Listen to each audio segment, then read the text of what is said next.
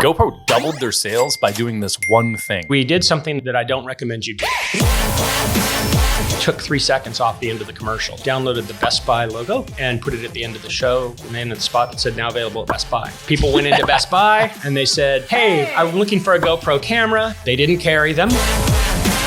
I knew we were going to get a call from somebody, and thankfully we got a call from the buyer, Amazing. Not from the lawyer. They said we have massive demand for GoPro cameras. They sold a very substantial retail wholesale order to Best Buy and then took that invoice to the buyer at Target, who has to compete with Best Buy in electronics, said, well, Best Buy bought us, you should. So then it doubled. So now we're in retail.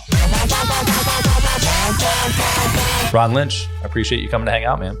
Thanks for having me, Brad. Absolutely. You look prettier than normal, actually. Yeah, I got dressed up just to drive here. I just like to look good in traffic, just in case other drivers notice me. That's fantastic. Did you wear your mask in the car too? You know, oddly, I didn't. I didn't wear a mask, but I gave myself 3 jabs along the way. Did you get a right hook after that? Mm-hmm. So not really seriousness, but in relevant conversation. Sure. A little backdrop. I've known you for years, and it was actually years before I had any idea of really anything about you as far as business goes. And I remember sitting at, what was it? It's in the Line Hotel, the restaurant in the Line Hotel. Okay. And learning that you were the CMO of GoPro from roughly 600 grand up until the IPO was 417 million is what I checked. And then it went to 1.6 billion, something like that. Yeah, I think it went north of there, but I was not, actually technically I was not the CMO, I was the agency. So I owned the agency that brought GoPro. They didn't have a CMO. They just had Nick Woodman, his father, who was the investor and ran the money, and his girlfriend, who's now his wife, and his college buddy. And that was the whole company when we started. Crazy. I love that. So I found that out, and then we dug into this litany of infomercials that you've done with Guthy-Renker and other maybe. Also performing at the $80 to $100 million mark per product. Yeah, some per year. Fucking nuts. So this was all news to me. But that tells me a couple things. One, it tells me that there's this tremendous amount of information that is valuable to know from a business perspective. But 2, it tells me that you as a person entertain me far more than the business stuff does. Because I knew you for probably 5, 6, 7 years before I knew any of that. Yeah. So I want to talk about the GoPro thing a little bit because how could you not want to talk about it? Sure.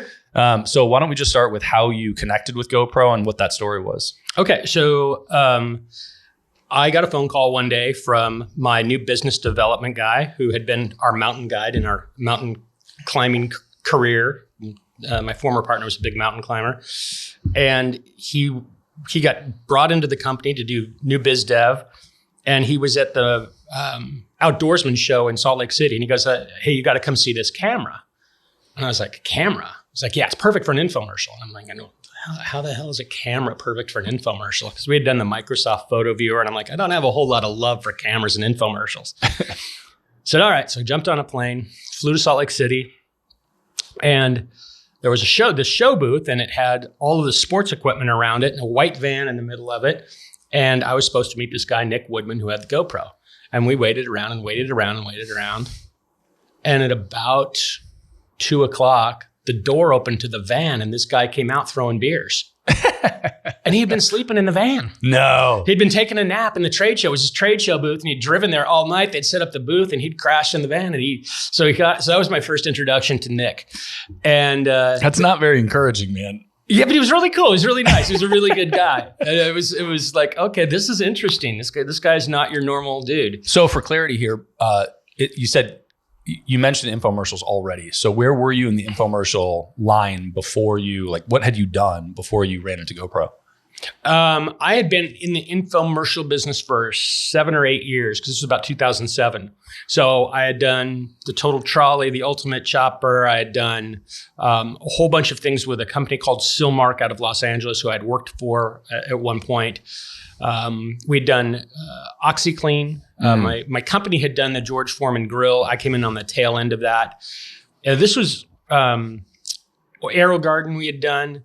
This was kind of at the pivot point when infomercials had gone from being widgets on mass media, the same show, till I was actually just figuring out how to do short forms that were unique per channel, kind of audience driven content that was shorter form. And the whole industry was then pivoting towards corporate. And that's when the Geicos of the world went to short form content, and eHarmony became like all of these corporations started adopting the format of the 1-800 number and the URL, because now people were trusting their credit cards online. It was right about that time. Yeah. Well, I want to get back to that because this idea of, how infomercials exist today and what permutation it is currently versus what it was in the 80s, 90s, early 2000s is super interesting to me. But I wanted to give some backdrop before we get into the GoPro story, because GoPro was, a step out from the infomercial side of things. Yeah, it really seemed like it was, for sure. So they were at about $600,000 at that point, doing mostly surf shops and ski shops. They didn't have broad retail.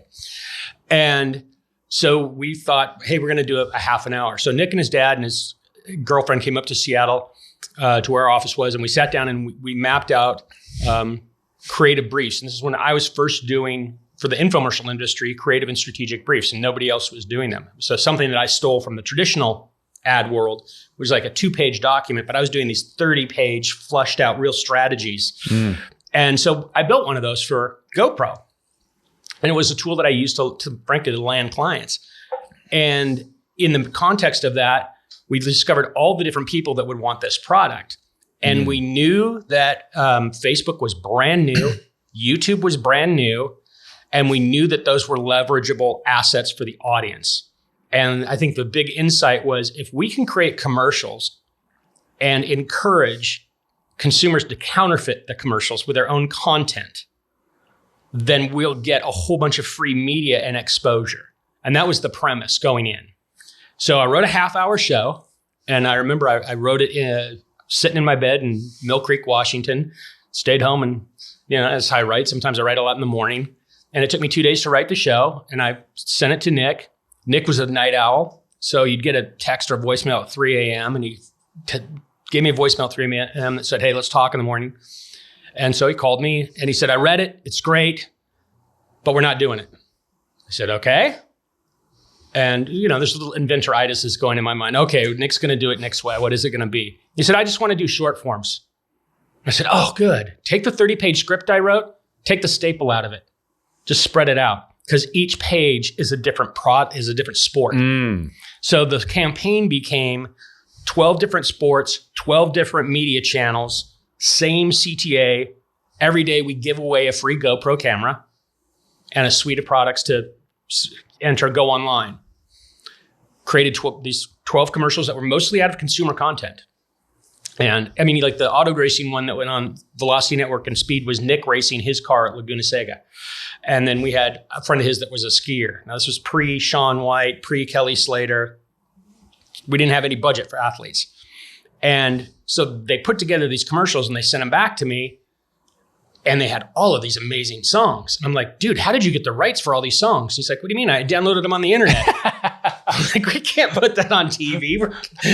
So really? And I'm like, yeah, let's get a library. So they went and they developed a library of music, and they, in different styles, punk rock, surf, classical, all this stuff. And they did 9 or 10 songs, went great. Now we have a campaign. We put those songs in the commercials. And this commercials all started with the product, be a hero. And the idea that we sold was bravery. It was the kind of the merit badge when you got the product. And then 24 seconds of content, and then a tag at the end that said, every day we give away a suite of GoPro, go online and win. So people would go online, land at the site, and there would be an interrupt on the site, a pop-up. And you couldn't get to the site until you entered your email. So they entered their email, they got to the site. Now they might have come there from watching, I don't know, kite flying or surfing or whatever that they saw on whatever network. But now they realized, oh, geez, this can be used for all these sports. And what was really the core to the product was the mounts more than the camera. Was being able to mount this thing on roll bars and handlebars and skis and poles and all this stuff. And so they go and pick out their stuff. They go, there's no way in hell I'm going to win this contest. But the minute psychologically a person enters a contest, they psychologically adopt the product. It's theirs. And this goes back to us being children. When you're a child, you fill out the contest form on the back of the cereal box and you mail it in, you bug your mom every day, let's go to the mailbox because I won. Like we have this mechanism. If we enter a contest, we feel we have the right to win and have the winnings. And you don't get them. Rationality kicks over and you go, there's no way I'm going to win this contest. Unless it's me, I'll win the contest. Exactly. I mean, well, if it's a competition, you'll win it. Yeah. If it's a contest, you might not. But if it's a competition, I wouldn't bet against you. That's fair. So you went into this thinking, I'm going to do an infomercial, basically for GoPro. And that's what you mean by long form. Yes. 28-minute, 30-second show. Those are long forms. So and you refer to it as a show. So I'm glad that you clarified that. And one of the questions that I had, and you answered it just now, but I'd like to shine a little bit more light on it. One of the questions I had was today, and we're going to bridge the gap here a little bit. Today, when you do a VSL, a video sales letter online, you control how the user watches it. Yes. Meaning you control, they have to start at the beginning. Yes. In infomercials, historically on TV, somebody turns on the TV and they might jump in at the beginning. They might jump in 3 minutes in, 8 minutes in, whatever. And fundamentally, if you're creating a story arc to sell, or you're writing the copy to sell, that's an interesting thing to control for. Yes. And I want to talk more about that, but you laid out what you said to him was take the 30 pages, pop the staples out. Each one is its own story. So were you doing all infomercials in that manner of kind of pitch every 3 minutes across a 30-minute infomercial and have the CTA to close every 3 minutes? No, the structure of a traditional infomercial, and the ones that you still see them on TV, I still write them, is there. Now I'll say the fundamental structure, because not everybody follows the pattern, but the traditional pattern is there's about a 2-minute tease. Problem, solution, watch the show. We've got a solution. We're going to show you some science. You're going to hear from some testimonials. You're going to hear from the pros. You're going to hear from the company. And then we're going to have an offer. So it's very couched. You don't get to the offer. It's watch the program. It's just tantalize them. Then it goes into this cadence of here's the problem. There's a host. Here's the problem. Here's the solution. Here's an animation with the fundamental mechanism of how the thing works. Then here's testimonial, testimonial, testimonial. Then here's the pro that brought it to us, the professionals. Now we're moving towards the first CTA. So the first section is the top line pitch, the top 3 sales points, the top 3 benefits, the top 3 testimonials. Then you go to this 4-minute CTA. That's the commercial that really is the bread and butter of how do I sell this thing in 4 minutes from problem solution to offer. Then you come back and now you go in the second act into the second tier problems and some demonstrations. So you're kind of going down the rabbit hole as you go. And if you were to watch the communications hierarchy, if you were just to list it out, it goes from the most important stuff to the least important stuff, but repeats the CTAs in between. So it's kind of like, hey, if you watched the first act and you didn't believe me, I'm proving it to you in the second act. If you don't believe me in the second act, there's a very short third act. It's like, look, this is fundamentally true. Do you have the problem or not? Buy the thing. With a very short CTA at the end, typically. Got it. So, which prevents redundancy. We'd like to. Ish, right? Throughout the show. The number one complaint you get is redundancy. For sure. Yeah. But you still have some people that watch all the way through to buy at the end, right? Most people did. Most people are ready to buy. If you watch a dial test, which is you put the program up and you have 50 people in a room watch it and they all have a dial and they turn to the right when they like something and turn to the left when they don't like something, and they push a green button to say purchase and a red button to say I'm turning the channel, I can't watch any more of this. You go through that process. Most people actually make a buying decision if they watch the whole show in the first 2 or 3 minutes, and that you get this huge spike. What they psychologically are watching for the rest of the time is, are you lying? Did you tell the truth? They're starting to pick up their objections and their holes, and they're waiting for you to catch you. And if they can't catch you, they hit the green button at the end, generally. But they don't purchase until the show's over for the most part in an infomercial. Like 80% of the people don't purchase mid-show. They'll watch the whole dang thing and then purchase. Crazy. Nah, it's weird. So why then, when you wrote the initial GoPro show, the infomercial, for, call it 30 minutes. Was it really written that way, but you could pull out the elements, or was it written a different way where you had each different sport? Well, I will write a show. You write it in 3 pieces. So you write the CTAs, then you write the body of the show, then you write the T's, the open of the show. Mm-hmm. That's the last thing you write because you don't know what the show construct is. So the introduction comes last, right? So you start with the CTA and then you set it aside. You go, now I know what I'm selling in the CTA. Then you write the body of the show, which is what I'd given him, those 30 pages. That became unstaple that, and we'll just use the tag from the CTA. So I followed the structure, and he'd already had the CTA. He was looking at the body of the show. Got it. That good makes sense. And then you ran each of those clips as 30-second commercials across. There were 30s and 60s and all kinds of media channels, but we matched the media to the sport. Got it. And the other question that I had, which you hit on, was the hypothesis from jump was to create user-generated content. Absolutely. We put the tag for the beginning of the show, the little 4-second GoPro Be a Hero, and the contest mechanism. We made those available online for people to lift. We made the music available to lift. So they would make their own content and put those on, and they would post them on Facebook or YouTube, and their friends would be like, what is this? And they're like, I made a YouTube commercial, or a GoPro commercial. They're like, are you in a GoPro commercial? What, it was this idea of being able to counterfeit, make your own, it's karaoke. Interesting. I hate karaoke. I feel like you probably like karaoke and are good at it. I like karaoke. And I'm damn good at it. Well, you should come. Yeah. You should come out to the house. We'll do that. I've seen sit in the corner, hate everybody. I saw this set up in the old garage, and I know that I know there have been several jam sessions that I've walked out on or walked out before they happened. Yeah. But for me with karaoke, like I feel like why would I want to listen to amateurs when I could listen to professionals? There's such a delta. Then you should probably stay next time. Oh, we got some kids that come over that can sing, dude. Kids that belong on Broadway. Well, Jesse Elder, a mutual friend of ours who's also been on the show, came in here the other day. We've got a keyboard in the corner and just cranked out an amazing song randomly. I love that. Yeah. So big fan. He's got a piano at my house. Yeah, that's amazing. He does. I have one of his pianos. We have an electric piano for it. It's his piano. He left at the house.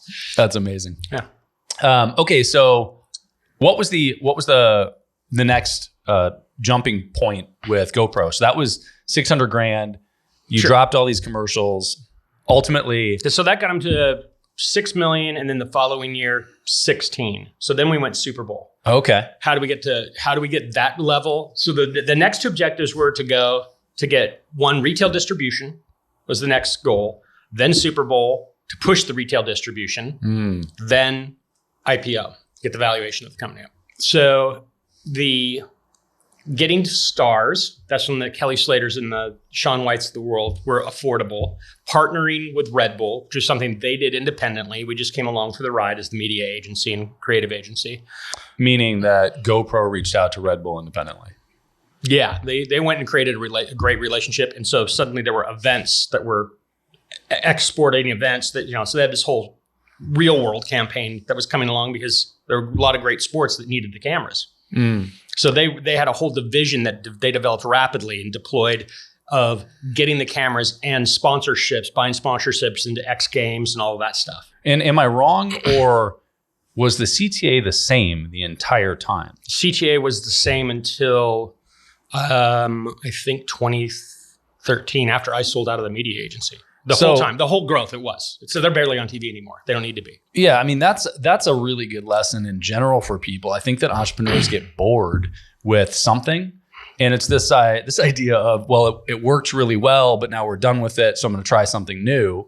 And that's a really good example of it worked really well, so keep fucking doing it. What's Geico's? What's Geico's? Save 15% or more. Oh, right. It's been the same for 30 years. Yep. Right? Yeah. They've always had like 3 or 4 different campaigns to reach 3 or 4 different audiences. The geckos, the music campaign, they have the caveman. They have these different campaigns that reach different audiences, but it's always the same. Go to Geico, save 15% or more. Yeah. That's pretty common. That when you find something that works in a CTA, kind of hang with it.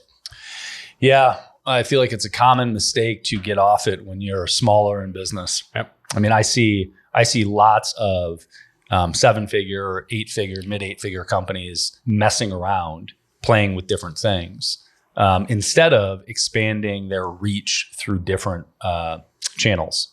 I think that's one thing. The most common mistake I see is they stick to this. They find something early on. They find a customer that responds to 3 particular benefits, and they build the business around that customer and those 3 benefits.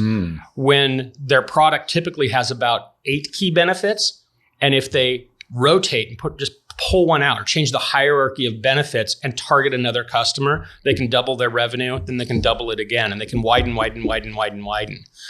And it's a matter of benefit rotation. And they just get so anchored to one customer, they actually limit their vision because they don't realize that, hey, if we just changed a couple of things in our benefit message, other folks would want this because they have the product solves more than one problem for more than one person. And they get anchored to the one child that pays them and don't realize there's 4 other children that'll pay them. Yeah, I like that. So with something like that, where my mind goes is I think about sort of the product suite that we have, for example, right? And it's credit card processing, it's ACH processing, but then there are things like decline salvage, right? Your approval rates aren't high enough. And that's not relevant to somebody that's doing live events, right? Yep. Like the Tony Robbins, Dean Graziosi, Grant Cardones of the world. But it's hyper relevant to people that have SaaS companies or direct-to-consumer e-commerce, subscriptions, et cetera. Or high ticket. Yeah, well, the approval rates in particular, it's the velocity, right? So, and I'm outlining those things just to illustrate this idea as I think through it of it's hard to cram all of the benefits into the message and maybe even counterproductive to highlight that benefit to somebody that doesn't need it. Yeah, but you go, okay, when we move to this customer, we actually drop 2 of the other benefits and focus on the one that they really need and solve their problem. And it's just that simple. There's other people that have a different problem that you solve. Go advertise to them their problem.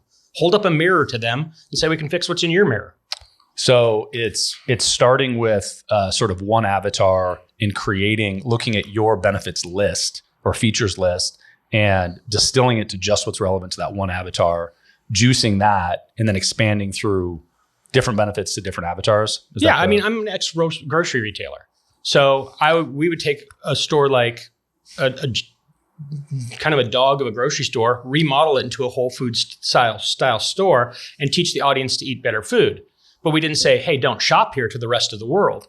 We always knew we could bring in more and more people by changing the culture and exposing them to, a different type of produce maybe. Maybe not everybody wants Copper River salmon, but you can get them with peaches. Like how do you broaden the audience for what they want that you service? And all retail is that way. So a lot of people don't realize they're retailers. And to some extent with GoPro, it was, so you were targeting specific sports for people initially. Just holding up a mirror. Yeah. Okay. So you did the Super Bowl ad. That had to be a crazy thing. Okay. So prior to Super Bowl was getting in retail. So, that seems daunting specifically with something like that. So we did something that I don't recommend you do. We figured out, because we're in business, we know when our lawyers go on vacation. We knew when other lawyers go on vacation. So we took about 7 of the ads that we invest on the 7 channels. And for Black Friday, for Thanksgiving weekend, when retail is the highest in the world, we took 3 seconds off the end of the commercial, just took 3 seconds out of the middle of the content, shortened it up, and left 3 seconds at the end. And when we downloaded the Best Buy logo and put it at the end of the show, and then at the spot that said now available at Best Buy. And we electronically distributed those to select markets, ran that commercial for 4 or 5 days. Crazy. People went into Best Buy and they said, hey, I'm looking for a GoPro camera. In droves. Right. They didn't carry them. So Monday morning, I knew we were going to get a call from somebody, and thankfully we got a call from the buyer, not from the lawyer. Nobody really put that together from their side. And so they said, we just have massive demand for GoPro cameras. And they went and they sold a very substantial retail wholesale order to Best Buy, and then took that invoice to the buyer at Target, who has to compete with Best Buy in electronics, said, well, Best Buy bought us, you should. And so then it doubled. So now we're in retail. Wild. And pulled the commercials entirely, and then sent the commercials back to their buying department saying, hey, we could do this. This is how we're going to support your sales. And they were like, great, run them. That's crazy. So that was that piece of it. And then we can go to Super Bowl. Yeah. So what's the parallel today? Can you think of another way that would be practical, either along those lines today, in terms of it being dangerous legally or not? Yeah, no. I'll give you we had this chair company. I think you know about this. And unfortunately, our chair company, because not everything always works for a long term, went bankrupt. Oh, really? Yeah, earlier this year, that company went BK. But it was perfect, wasn't it? It was perfect. But it's in this. Part of the reason was we moved the factory from China to Tennessee, and funding and the way money is right now, we just couldn't financially make that swing and get enough money in fast enough to support the growth that was actually happening. It wasn't. It was just like it grew too fast. But so we had this chair, and we had a number of celebrity folks that were financial backers in the company. And so Christmas came around, and we had run a bunch of creatives. I'll say friendlies, Cindy Crawford, or people that were famous, Bruce Willis in the chair, who'd sent us video phone footage of, I'm in the chair, I love it, free, use the footage however you want, no paycheck associated. Crazy. Just really, and yeah. How? Why? Oh, because you had celebrities that were investors in the company? Yeah. Got it. Yeah. Oh, that's amazing. Yeah. So like when Rogan was like, they were trying to cancel Rogan last year, Mel Gibson was an investor, and he sent Rogan a couple of chairs. And so we knew that like that was a model. So when Christmas came around, we were like, conversation came inside, hey, how should we do this? Well, let's get some more celebrities. I'm like, well, we actually use these celebrity creatives online, and they don't work. People don't believe, they think the celebrities are shills. But the kind of infomercial-y things that we do about bad backs and pain and the chiropractor, and I have like some of our videos were me in my garage talking about back pain, and those were doing the best. So I said, well, but it's useful to have them be seen, and you never know what's going to work. So why don't we call all these celebrities and say, because I kind of worked in Hollywood for a long time, why don't we give them away? So celebrities want to give other people gifts, and they get a lot of shit to their house. Yeah, they do. So we just sent out an email and said, hey, to help the company grow, we'd love to give away one of these products on your behalf to a friend of yours in your name. So just tell us who to send it to and give us the address.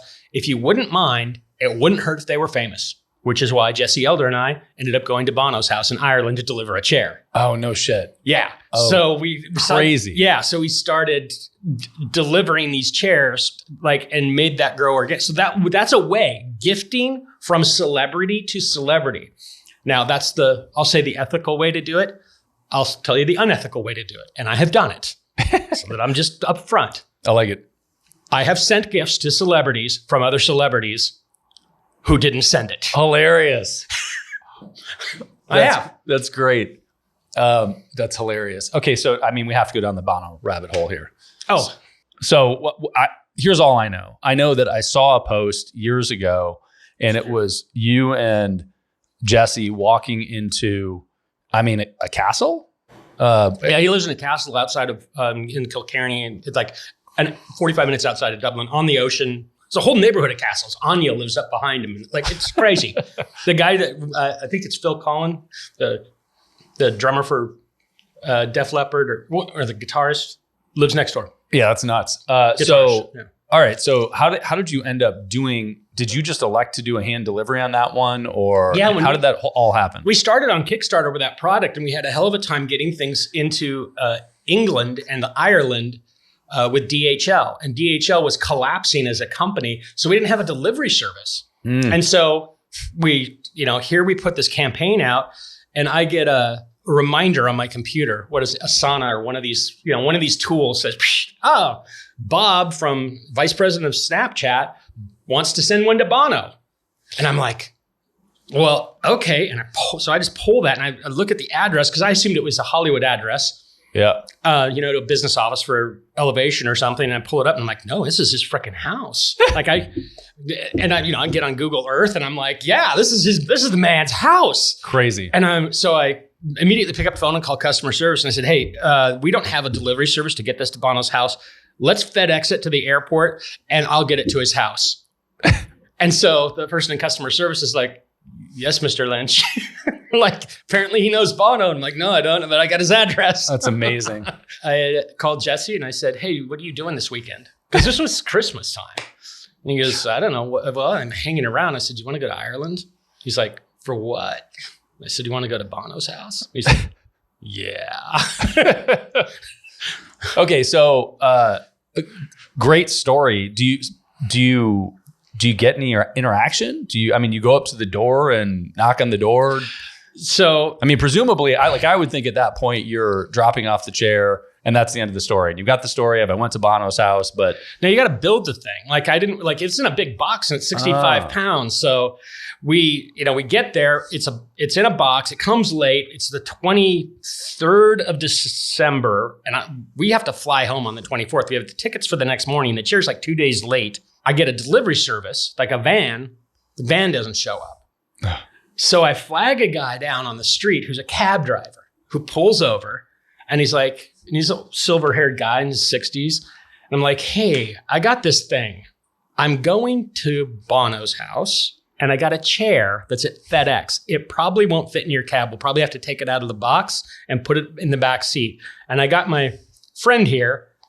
Are you game? And the guy goes, of course I'm game. I know right where he lives. And I'm like, you know right where he lives? Turns out this guy's name, easy to remember, Christmas time. The guy's name is Noel. Wow. Snow. No. On the 23rd of, easy to remember, right? 23rd of December, Noel Snow is a retired cop who used to do protection for U2. Crazy. So he actually has been to the house. He knows exactly where it is. So he drives us to the airport. We get the thing from FedEx, take it out of the box, put it in the trunk of his car, and we drive 45 minutes out to the coast to Bono's house. And he lives on this kind of on a street with no name, ironically. Well, so we pull down, and I'm sitting in, it's Ireland, so the driver's side is on the right. I'm on the left, and I've got my glasses on, and it's misty, raining, Ireland, dark out. And as we pull up, I just kind of look up. There's cameras along the wall. It's big, 2-block long cement wall, and the gate just opens. So we drive in. This guy comes running out, and he's got a kind of a Jersey accent, and he's like, "Are you okay? Are you okay?" And he comes over to the passenger side of the car, and he bangs on the window, and I'm like, I roll down the window, and he leans in and goes, "Oh God, I thought you were somebody else." He thought I was him. Well, he had just left the house and had gone up to, they live like a little village, like 4 blocks from their house. So he'd gone up to get something to eat, and so he let us come in. And to my earlier point, he has a security storage shack at his house. I'll just say I saw his entire security system, which is amazing. Don't ever try to break into Bono's house. You're not going to make it. Full of Christmas gifts. Like he had, it looked like a game show. Like he's Santa Claus. Yeah. Everybody had sent Bono something. It was ridiculous. And big, huge red Christmas tree. And then he started to come back, and we got invited to go to, we had to leave our phones and cameras out. Like they took our phones, and we got to meet his son, who has actually a very successful band now. And it was a quick, but we got to sit in his driveway and build a chair and usher it in, and then we got ushered out. And the good news is, the person who wrangles his life is now someone I know, because she helped us get there to the house, and was like, we were expected. So it was, they were cool about it once they figured out that we were those guys. And so that gal is now an acquaintance of mine. So who knows? Yeah. That's a bizarre story. And I think, that last point is a really relevant one for everybody that does anything in business, which is the gatekeeper is frequently the most valuable relationship you can have. He's had the same gatekeeper for 45 years. It's nuts. And that story is not uncommon for somebody to have an assistant, a right-hand person, et cetera, that is around forever, specifically as they get more and more successful, right? Because the ability to trust people decreases. You can't trust anybody when you get to that level. And they know it. And that's been a big working point for me when working with a lot of famous people is getting into a mindset when you meet them that they're not a big deal. And with whether it's a movie star or an athlete or whatever, approaching them from an angle of exposing their flaws early on, going, hey, I'm here to help. Just, this is your good side. This is your not so good side. This is what you look good in. This is what you don't look good. And they immediately are like, when you actually treat them like, which is kind of weird, a product and not a superstar, they know that you're on their side. And they're like, oh, okay, you're here to do the job. I'm like, yeah. And then they find out you have a long history of it. Then you become trusted. But if you walk in acting like a fan, forget it. Yeah. There's not going to be a relationship at all. And I have a lot of good relationships with a lot of people like that because of treating them like one of my mantras in my teaching and everything is there's no man above me and no man below me. I won't talk to a waiter like crap, but I won't talk to a rock star like they're God either. Yeah, I think that those are good lessons for people. Okay, so Super Bowl, and then I want to talk kind of infomercial and fast forward to today because there are lessons in all of them, but things have also changed a lot in terms of marketing mediums from infomercial days to today. So, and actually Super Bowls are a reasonable pivot there because Super Bowl ads still are a huge opportunity to get eyeballs, but they're different than they were 30 years ago. So what would you remember the ad spend on it, the reach on it, and tell me the story of it. What went Absolutely, because it's not conventional the way that we did it. In fact, the idea came from one of our media buyers. She had a relationship with a local, it was either ESPN or CBS who was doing the Super Bowl at the time. The creative, we didn't know what the creative was. They wouldn't tell us. So our own client wouldn't tell us what the creative was. What? Why? They're like, we're going to distribute, you get us the media and we'll send the creative directly to CBS. We don't want anybody to know what it is because it's the Super Bowl. It's part of it's the reveal. The reveal. There's this pageantry associated with the ad. And so they were actually very tight-lipped about it. None of us knew what it was. Crazy. And so we arranged the relationship. Our media buyers came up with a brilliant strategy that I wish could say I could take credit for. I can't.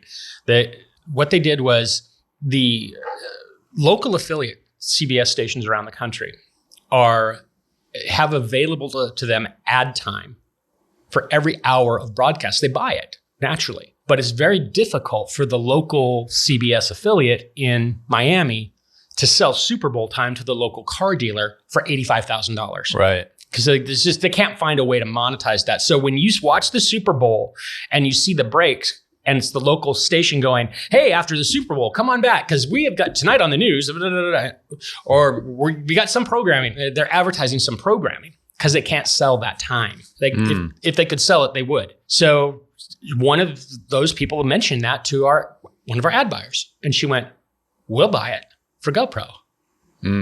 And their original ad spend, which at the time, Super Bowl time was $3 million, $2 million for 30 seconds.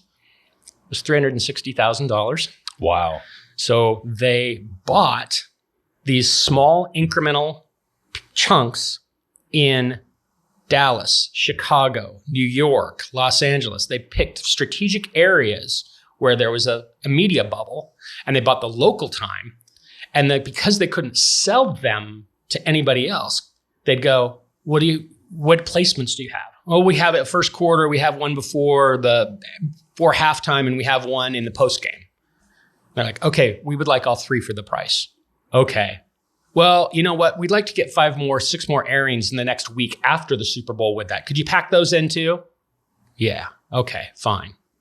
So they did this in all these markets. They ran the same commercial every time, but the viewer in Miami doesn't know that it's local time, that you didn't pay $3 million for. Right. But when you run it 3 times, they get the impression you spent $9 million because they know how much time. Like, what? The whole GoPro's blowing up. They bought 3 spots. The other thing they don't know is that they ran all in different times in all those cities. When Ad Age comes out on Monday and they talk about it, they're like, oh, did you see the GoPro spot?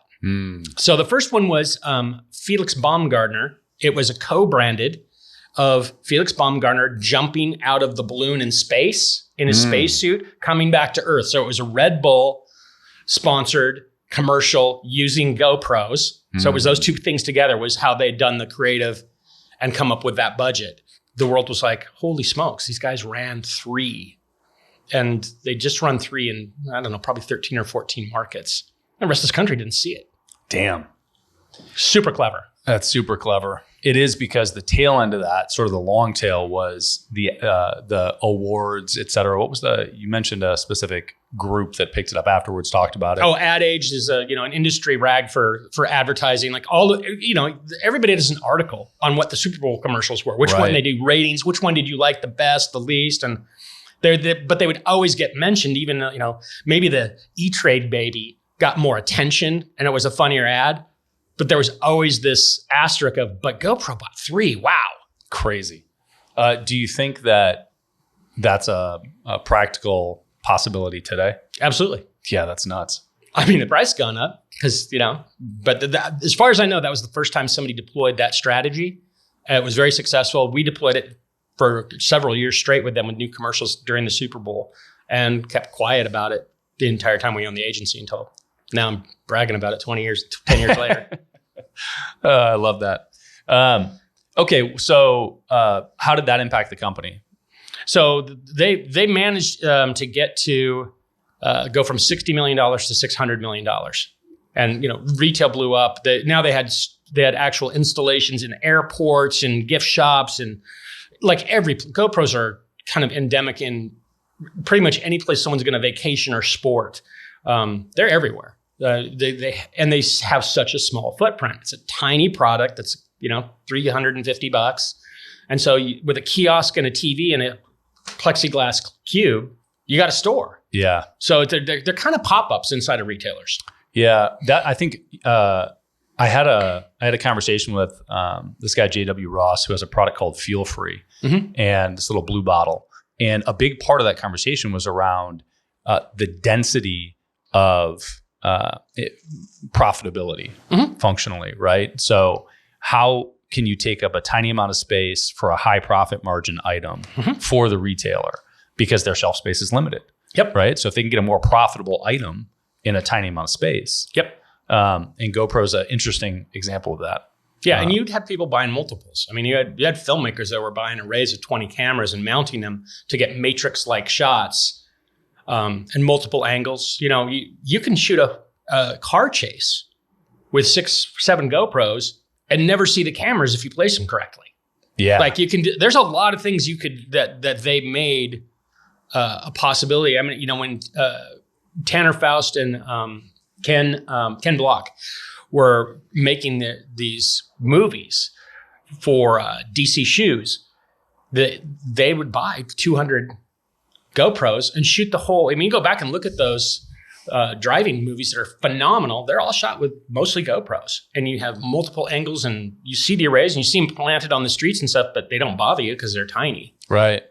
Yeah, I recently have gone back and watched comedians in cars getting coffee. Yeah. And the cars are all GoPro mounts. Yeah. It's a trip, man. So, okay, let's fast forward to today. I know that you're still writing infomercials in some capacity, and you are taking on new products and doing weird shit as you do. Yes. What has changed in the last, since you started in marketing? Like let's start with what's changed for you. What's the big difference in how you approach things today? So it used to be we had to select a product that would appeal to 80% of the audience generally to be able to afford television time. Because I started on television and people were not buying things on the internet. It was like sales were like 5% of transactions were internet. Right. Then those expanded and media exploded. So that's when I went to, like with AeroGarden and GoPro and some car companies that we work with, car product companies, we expanded to multiple creatives per channel. So you're starting to widen out, taking the budget and slicing it into chunks and doing very targeted short form, 3 benefits, 1 offer, directed per channel. Became a little bit more like magazine advertising. You match the creative to the audience. Then I started doing creative briefs and building these strategies. Then people started buying more on the internet. So now you could take these and put them on the internet and they would work. Then you get to the other side and the scales start to tip and more sales start coming from the internet than from television. So television becomes, it's real if it's on TV. It becomes a validator of the product. And you see this right now in internet marketing. People have something on the internet and they want to get to TV to explode their sales because it's a reputational play at that point. And now we invert that. I use the internet for all of my research. I can do dozens of creatives and try a zillion different things online to find out what works. And it's really research that pays for itself along the way to get to the right message, to get to the right combination to the lock for the mass media to eventually go on TV and fuel that. But you can accept the baubles of the business on the internet much better. Like you can't go to TV and screw something up, but you can put an ad on the internet and screw something up and have a customer service problem and rapidly deploy and correct it. You can't do that on television. So it's actually better. The challenge when you get to television now, though, is there's not 16 channels and there's not 30, there's 430. So where do you go when you get there is pretty critical. And if you are a person with a television, I have one, but I don't actually have it hooked up to cable. I just have internet television in my house now. But from 11 p.m. to 6:30 in the morning, there's infomercials, traditional 28-minute, 30-second infomercials on almost every network. They're massive. It's still a huge industry. Yeah, that's. Do you know the demographics on that offhand? I would have to think that they skew older, right? I don't know. I know many people that their TV is just the apps, right? It's Netflix, Hulu, HBO, Disney, whatever. Right? You live in a certain economy, though. Sure. So you're talking about your friends. Right. And also my conversations around television watching are pretty limited. Right. But that's actually why I'm asking, right? Yeah. So you are sadly part of the 1% now. Well, you're not part of the world. That's not true in the world. No, it's and there's other countries. Now we have access to global production. Yeah. Like distribution networks are larger for media. So no, well, that's the lesson I think. It's for most reflective of the product. Okay, got it. Yeah, because I routinely, when I'm thinking about marketing, remind myself that I am not the target market. Right. Now, in our business, in Easy Pay Direct, I am the target market, right? I am the entrepreneur that, in my case, I don't have to accept credit cards, but I am that avatar. But for many other things, I'm not. And I want to put my hat on as the avatar, right? So product specific. And sex specific. Okay. 70% of things in the world are gathered by gatherers. It's just the way it is. That's the way we are. If you're in some kind of couplehood, 70% of the things in your home were brought in there by the female. So as a creative, I have to think, how does she think? How does she feel? What's the path to the psychology? In many ways, it's simpler for me to write for men because men are very cavemen, very Pythagorean, A plus B equals C. Women don't take information in the same way that men do. Men are very linear in their thinking for the most part. It's if you can change the way a man thinks, you can change the way he feels. And that produces a result. For women, if you can change the way she feels, you can change the way she thinks, and that produces a result. But and that's not to say women aren't thinkers. It's just they take in so much more sensory data because their biology programs them to see more colors, smell more smells, hear more sounds, have diffuse awareness, and men are colorblind. Literally, men are more colorblind because they're hunters. They're A to B, transactional. So back to the demographic question, product specific for sure. Is there hope for TV advertising for 25 and under? Yeah, they watch shows. They have their traditional shows. Cable. They have their shows. Interesting. And they also have Roku and they have Hulu, which are available to, like, we can insert advertising in YouTube, Roku, Hulu. Like, there's where there's a channel, there's advertising. Different ad platforms. So, yeah, it's what bar are they in? Right? Yeah. Like, what's their speakeasy? Show up there. Yeah, that makes sense. And clearly I'm deaf to that. So that's no, good. It's not, it's, you're not involved in it. So well, right. It's not just deaf. It's blind too. That's fair. That's fair. How have, so we're like in whatever the date is here, April 4th, 2023. We are in the front end of accelerated AI adoption. How has that impacted your marketing and how you approach it, and where do you see that going? Let me go to where I see it's going. Okay. Because that's actually easier for me to do, because how it gets there, I'm very good at predicting the future. I'm not good at predicting next week. Yeah. But I can give you 5 years. I want to hear that, but are you using it right now for copy, creative? Not for copy. Okay. I use it for research. Got it. So I'm pulling what their problems are, what their dialogues are, what the content is, because that's what AI is really useful for right now, is going out to the internet and sucking the content off the tree of knowledge there and handing me an apple. So I don't have to do that research. It's a research tool at this point. But I think what's going to happen is you're going to get your own identity protected because of AI. And once we can protect your identity and your wallet, then you can create avatars for yourself. And once the consumer can create their own avatars, they can sell access to their avatars. So right now, you have a bunch of advertisers that are going out and paying, say, $100 to capture a customer from Facebook or TV or whatever it is. Diffuse data is useless to AI. It needs tangents. It needs an A and a B. So if you sell your avatar to give access, now that $100 spend might be split 50-50 with you. That Nike might be paying Brad because they know you run mountains and you know exactly the kind of shoes that you wear when you run mountains, that we want you. And so we got $100 to capture Brad. We're going to give him 25 of the bucks or $40 to engage with us through the Facebook channel, and we'll give them 60 to get him. And so I think that there's going to be economy for the consumer is going to develop in a completely different, we're going to be earning money to be the target as individuals like never before.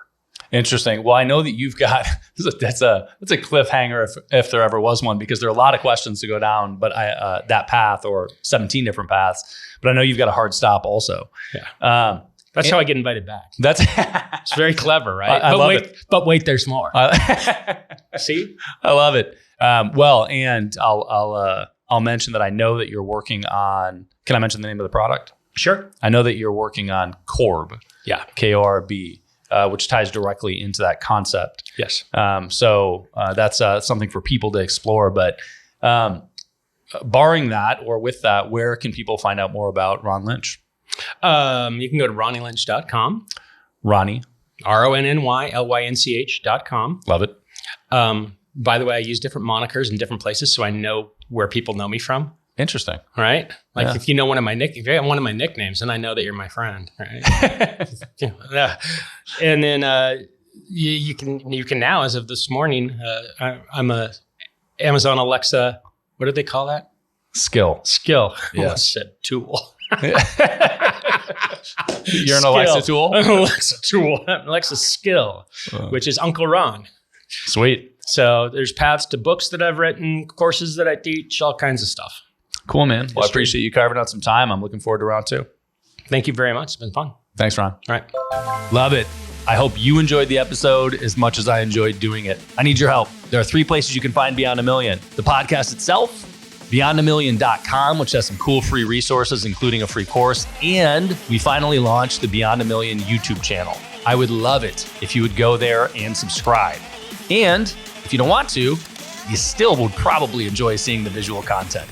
Check it out, youtube.com/@Beyond a Million.